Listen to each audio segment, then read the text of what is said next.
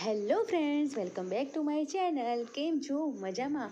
રોજની જેમ આજે પણ એવી સરસ મજાની ટિપ્સ શેર કરવાની છું ફ્રેન્ડ્સ. તેનાથી તમારા પૈસા તો બચત થશે પરંતુ સાથે સાથે ટાઈમની પણ બચત થશે. તો સમયને વેડફ્યા વગર ચલો લઈ સ્ટાર્ટ.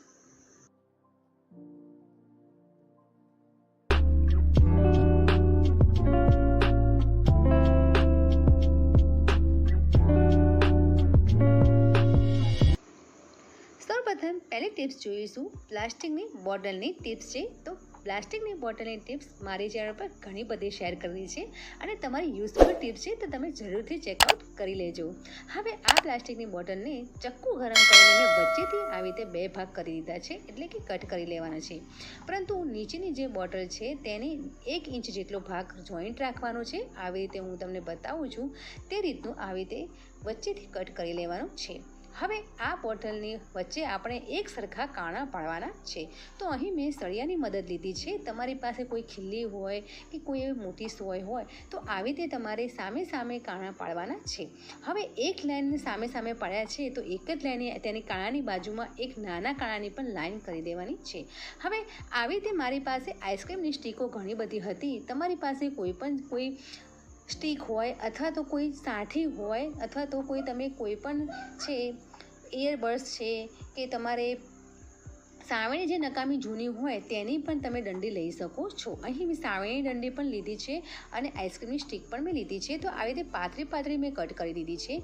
તો સોય દોરાને હવે આપણે અહીંયા રાખવા માટેનું આપણે ઓર્ગેનાઇઝર બનાવવાનું છે. તો અહીં મેં દોરાની જે રીલ છે તે આવી રીતે સાઠીઓની વચ્ચે ભરાવીને સામે આવી રીતે કાણાની અંદર રાખીને અને પછી ઉપરનું ઢાંકણું વાખી દીધું છે. પરંતુ જે એક્સ્ટ્રા જે મેં કાણા રખાવ્યા હતા તે કાણાની અંદર જે રીલ તમે દોરાઈ નાખો તે દોરો બહાર કાઢીને તમારે આવી રીતે સાઠીની અંદર દોરો નાખી દેવાનો છે. તો તમારે રીલ કાઢ્યા વગર તમે દોરાનો ઉપયોગ કરી શકશો ઇઝીથી. તો આ ટિપ્સ તમને ગમી હોય તો લાઇક, શેર, સબસ્ક્રાઈબ જરૂરથી કરજો. હવે બીજી ટિપ્સ આપણે જોઈશું. અહીં પ્લાસ્ટિકની બોટલની ટિપ્સ છે. તો મારી પાસે 3 પ્લાસ્ટિકની બોટલ છે. તો તેને સારી રીતે ઉપરનું જે સ્ટીકર છે તે કાઢી લઈશું.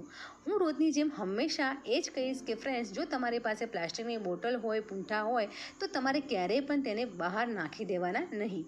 આવી રીતે વેસ્ટમાંથી બેસ્ટ આપણે જરૂરથી બનાવીશું. અને હા, મારી ચેનલને સબસ્ક્રાઈબ જરૂરથી કરી લેજો. તો તમારે ગમે તે કોઈ વેસ્ટ બોટલ હશે કે વેસ્ટ કોઈ સામાન હશે તેનાથી અલગ હું વિડીયો તમારી સાથે શેર કરું જ છું. અને લાઇક, શેર, સબસ્ક્રાઈબ જરૂરથી કરજો. હવે આ 3 બોટલ છે તેને વચ્ચેથી મેં સારી રીતે કટ કરી દીધી છે, એટલે કે તેને એક સરખા ગ્લાસની જેમ મેં કટ કરી દીધા છે. તમારી પાસે 3થી વધારે બોટલ હોય તો પણ તમે આનું ઓર્ગેનાઇઝર બનાવી શકશો. અહીં આપણે એક વાસણનું ઓર્ગેનાઇઝર બનાવવાનું છે. તો 3 બોટલ એક સરખા ભાગના મેં કટ કરી દીધા છે. તો અહીં તમે જોઈ શકો છો બોટલ ઉપરથી વાગે નહીં તે માટે આપણે તેની ઉપર મેં જે વોલપેપર છે તે મેં સ્ટીક કરી દીધું છે અને થોડો આકાર આપીને બાજુમાં પણ મેં સ્ટીક કરી દીધું છે, એટલે થોડું ડેકોરેશન જેવું લાગી શકે. તમારી પાસે જો લેસ હોય તો લેસ પણ તમે લગાવી શકો છો. તો અહીં બોટલ જો તમારે વોલપેપર ન લગાવી હોય તો બોટલને એક ઇસ્ત્રી ગરમ કરી નાખવાની, પછી તેના ઉપર રૂલની ટાઈપ તમે ઘસો તો જે પ્લાસ્ટિકની બોટલ છે તે વાગવાની શક્યતા ઓછી રહેશે. હવે આ પ્લાસ્ટિકની બોટલના ઢાંકણા હતા તેને પણ હવે નાખી દેવાના નથી. આ ઢાંકણાને આપણે નીચે સ્ટીક કરી દેવાના છે. હવે આ બોટલ છે તેને મેં સળિયો ગરમ કરીને તેના નીચે મેં કાણા પણ પાડી દીધા છે. ગ્લુ સ્ટિકની મદદથી આ 3 જે બોટલને આપણે કન્ટેનર રેડી કર્યા છે તે આપણે સ્ટીક કરી દઈશું. ગ્લુગનની મદદથી ઇઝીથી સ્ટીક થઈ જશે. અથવા તો જો તમારી પાસે ગ્લુગન ન હોય તો ડબલ સાઇઝ સેલો ટેપ પણ તમે લગાવી શકો છો. તો રેડી થઈ ગયું છે એક ઓર્ગેનાઇઝર કે જેમાં આપણે કટલરી રાખી શકીશું, પેન, પેન્સિલ અથવા તો ચમચા, ચમચી કોઈ પણ વસ્તુ તમે આમાં રાખી શકો છો.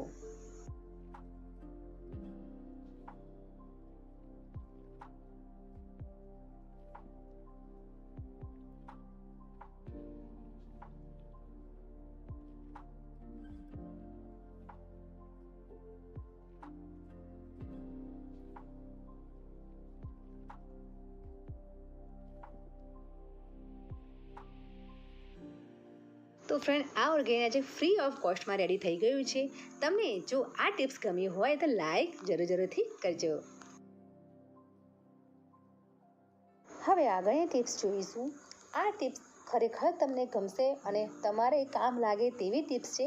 અને આ 99% બધાને આ પ્રોબ્લેમ થતો જ હોય છે કે જ્યારે આપણે ચાર્જરનું કેબલ લાવતા હોઈએ છીએ ત્યારે શરૂઆતમાં તો કમ્પ્લીટ ચાલતું હોય છે, પરંતુ કેબલ જે પિન છે ચાર્જિંગ કરવાની તેની બાજુમાં કેબલ ક્રેક થઈ જતો હોય છે ખેંચાઈને.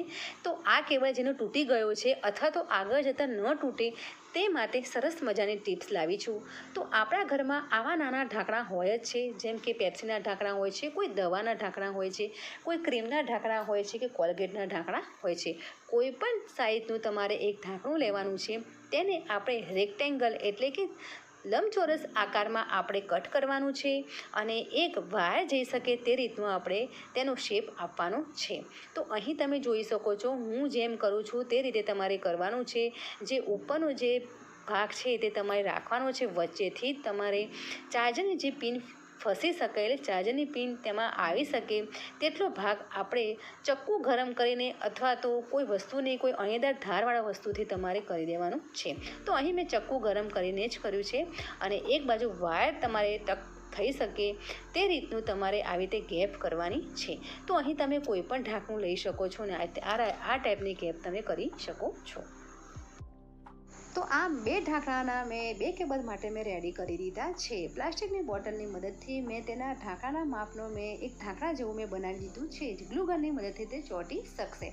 તો આવી રીતે મેં બંને ઢાંકણા રેડી કરી દીધા છે અને કેબલને આવી રીતે ઢાંકણાની અંદર ફસાવીને ગ્લુ ગનની મદદથી મેં ચોંટાડી દીધું છે. તો તમે જોઈ શકો છો કે આવી રીતે મેં કર્યું છે.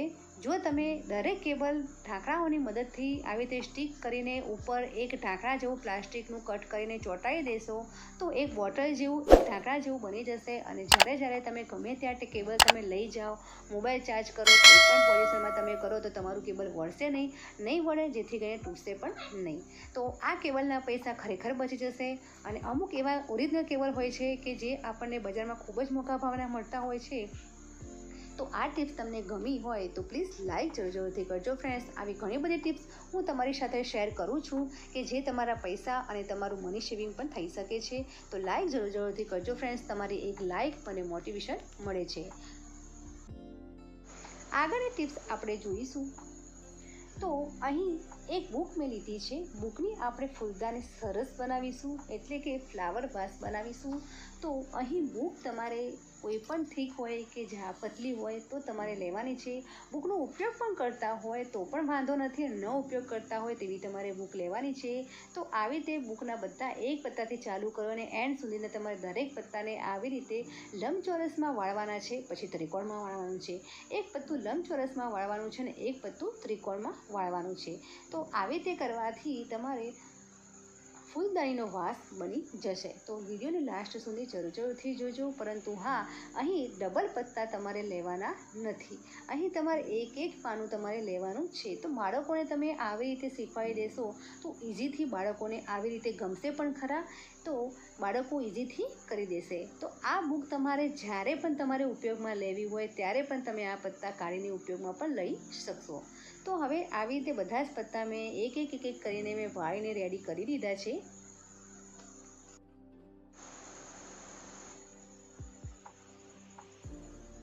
તો તમે જોઈ શકો છો દરેક પત્તા રેડી થઈ ગયા છે સરસ મજાના. અને હવે આ પત્તાને આપણે ઊભા કરીશું, એટલે આ બુકને ઊભી કરીશું તો સરસ મજાને એક ફ્લાવર વાસ તરીકે રેડી થઈ જશે.